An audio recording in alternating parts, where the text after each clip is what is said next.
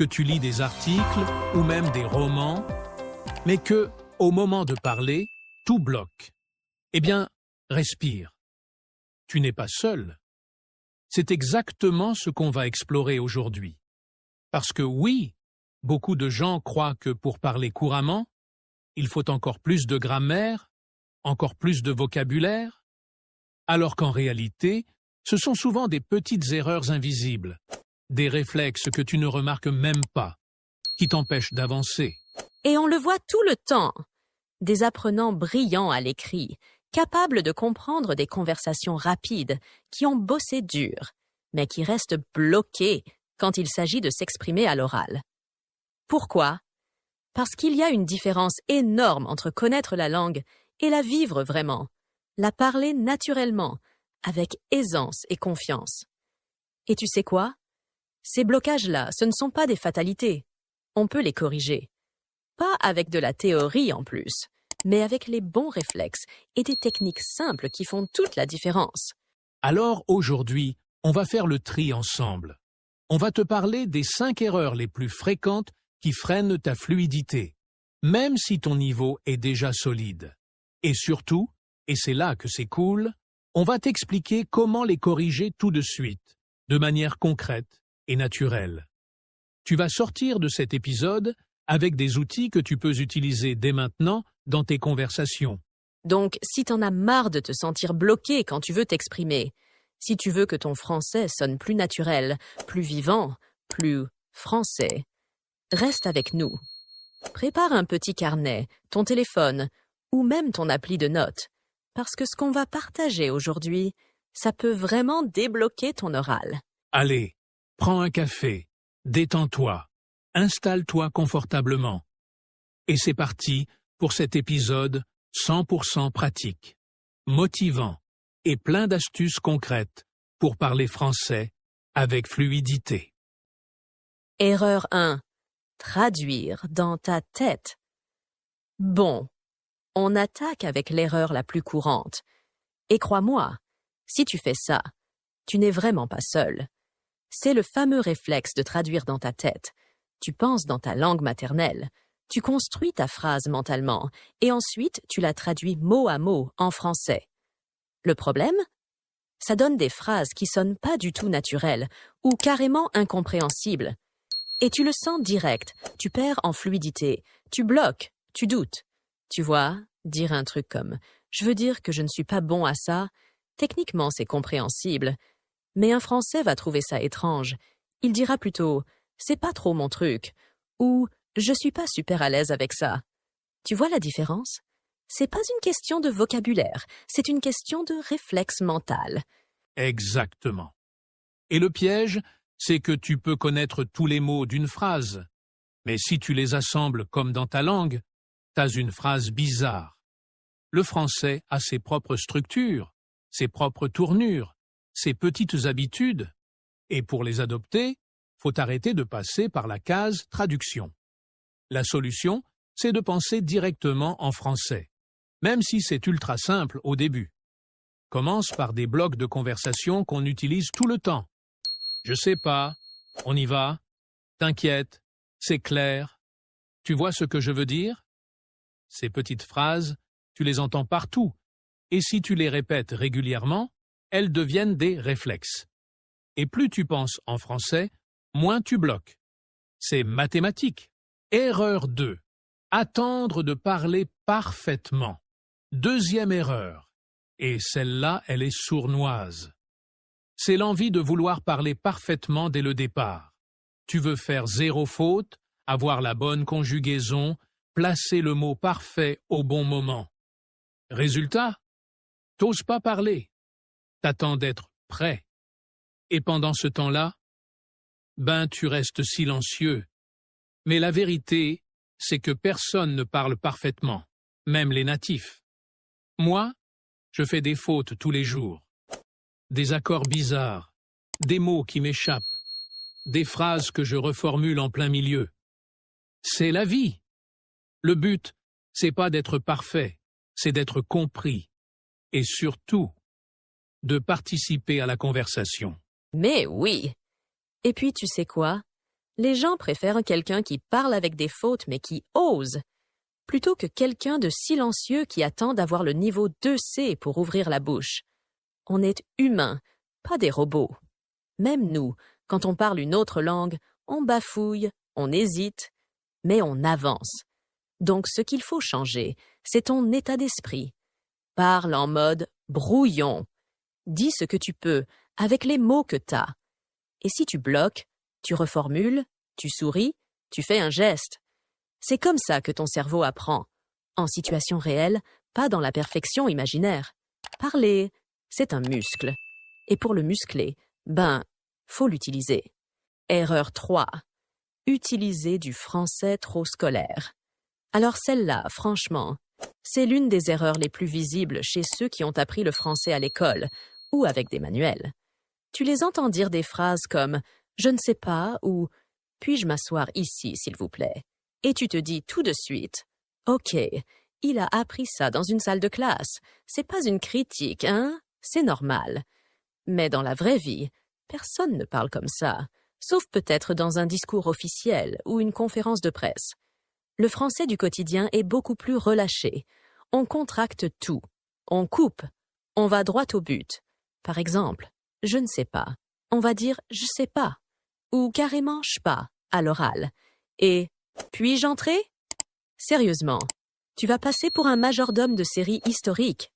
Dis plutôt je peux entrer? Ou je peux passer. C'est direct, c'est poli et c'est naturel.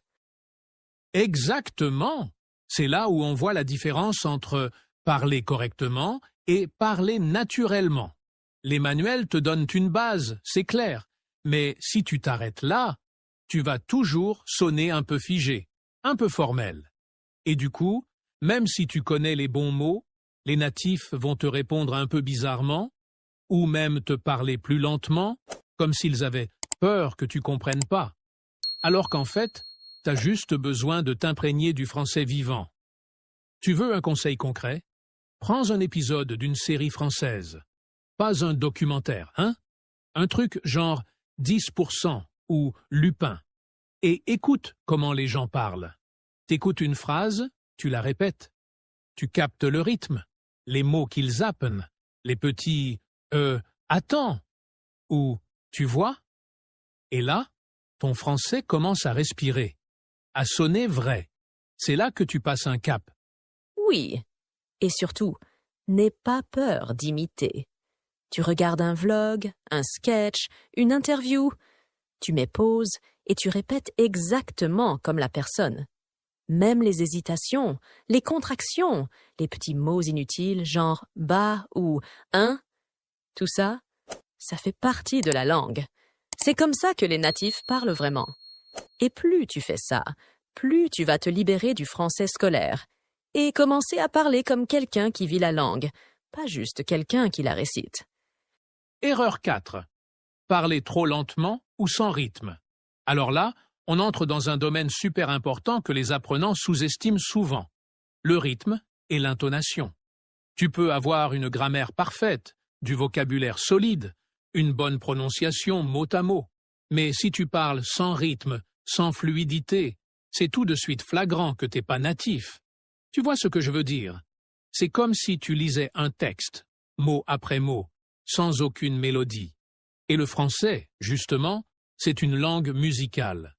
Écoute comment les natifs parlent entre eux. Il y a des montées, des descentes, des accélérations, des pauses, des petits mots qui s'enchaînent vite comme « je sais pas »,« t'as vu »,« je peux pas ». Si tu dis « je vais à la boulangerie demain », on comprend, mais ça sonne complètement déconnecté de la vraie vie. Alors que si tu dis « je vais à la boulange demain », là on y est. C'est vivant, c'est fluide, c'est crédible. Mais oui. Et ce qu'il faut comprendre, c'est que ces liaisons, ces contractions, c'est pas juste optionnel, c'est essentiel pour que ton français sonne naturel. Et je parle pas d'avoir un accent parfait, hein. Je parle de créer des automatismes. Par exemple, au lieu de dire « tu as compris », dis « t'as compris » ou « je vais y aller » devient « je vais y aller ». Ces petites choses, à force de les entendre et de les répéter, elles deviennent ta nouvelle manière de parler. Et pour y arriver, il y a une méthode ultra puissante qu'on conseille toujours. Le shadowing. Tu prends un extrait d'un podcast ou d'une série, tu l'écoutes, et tu le répètes en même temps, exactement avec le même ton, le même rythme, les mêmes intonations. Pas juste le sens des mots, l'idée c'est d'imiter la mélodie de la langue, comme si tu chantais en fait. C'est fun et super efficace. Exactement. Et plus tu pratiques ça, plus tu vas naturellement caler ton oreille et ta bouche sur le français réel. Et ça change tout. Même si tu fais encore quelques fautes, on va t'écouter et se dire « Ah, il parle bien, lui !» Pas juste parce que tu dis les bons mots, mais parce que tu les dis comme on les dirait vraiment. Et crois-moi, ça, c'est 1000 fois plus puissant que de réciter une phrase parfaite, mais plate. Erreur 5. Avoir peur du regard des autres. Et maintenant, on parle d'un blocage qu'on voit chez énormément d'apprenants. Et même chez ceux qui ont un bon niveau. Tu connais les mots, tu comprends ce qu'on te dit, tu sais exactement ce que tu veux répondre. Mais tu le fais pas. Pourquoi? Parce que t'as cette petite voix dans la tête qui te dit « Et si je fais une faute? Et si on se moque de mon accent? Et si on comprend pas ce que je dis? » Et franchement, je te comprends. C'est humain d'avoir peur du jugement, surtout quand on parle dans une langue étrangère. Mais cette peur, elle te paralyse, elle te coupe l'élan. Et à force de vouloir éviter les erreurs, tu fais rien. Tu restes dans ta tête, au lieu d'être dans l'échange. Et c'est ça qui ralentit ton progrès. Exactement. Et ce que j'ai envie de te dire, c'est que les Français, ou n'importe quel natif, ils sont beaucoup plus bienveillants que tu crois. Quand ils entendent quelqu'un faire l'effort de parler leur langue, même avec des fautes, même avec un accent, ils sont impressionnés. Ils se disent « Waouh, cette personne a le courage de s'exprimer dans une autre langue, respecte. » Et tu sais quoi? Parfois, même si tu fais une grosse erreur, les gens ne vont même pas te corriger. Ils vont juste te répondre normalement, avec le sourire, et t'encourager à continuer. Parce que dans une vraie conversation, le but c'est pas la perfection, c'est la compréhension. T'es pas dans un examen, t'es pas noté, tu veux juste connecter avec l'autre. Oui, et j'ajouterais que la meilleure chose que tu puisses faire, c'est de changer ta manière de penser.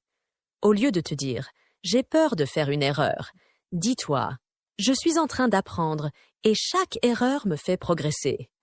C'est une preuve que t'es actif, que tu pratiques. Tu crois que les bébés réfléchissent à leurs fautes quand ils apprennent à parler? Non.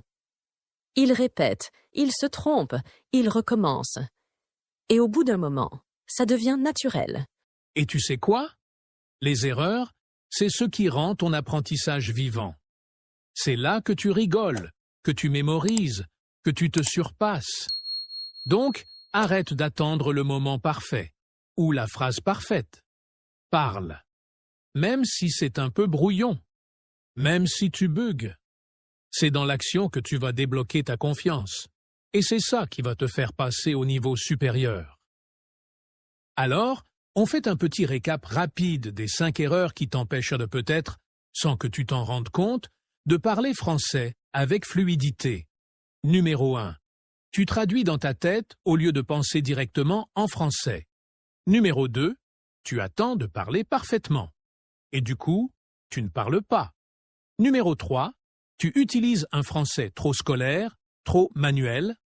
Numéro 4. Tu parles sans rythme, sans intonation, et ça casse le naturel. Et enfin, numéro 5. Tu as peur du regard des autres, et tu t'empêches d'oser. Mais le plus beau dans tout ça, c'est que chaque erreur peut se transformer en force. Il te suffit juste de les reconnaître, de les travailler petit à petit, sans pression. Et surtout, de te rappeler que parler une langue, c'est pas réciter une leçon, c'est connecter avec les gens. C'est humain, vivant, imparfait. Et c'est ça qu'on aime. Alors dis-nous en commentaire, laquelle de ces erreurs tu faisais souvent? et laquelle tu vas corriger dès aujourd'hui. On lit tout et on te répond avec plaisir. Et si ce podcast t'a aidé, fais-le savoir. Like la vidéo, abonne-toi à la chaîne et partage-la avec tes potes qui veulent, eux aussi, parler français, sans blocage et sans stress. Merci d'avoir été avec nous. Continue à parler, à pratiquer, à te tromper, à rigoler, à progresser et surtout à kiffer ton apprentissage. À très vite et bon courage sur ton chemin vers la fluidité.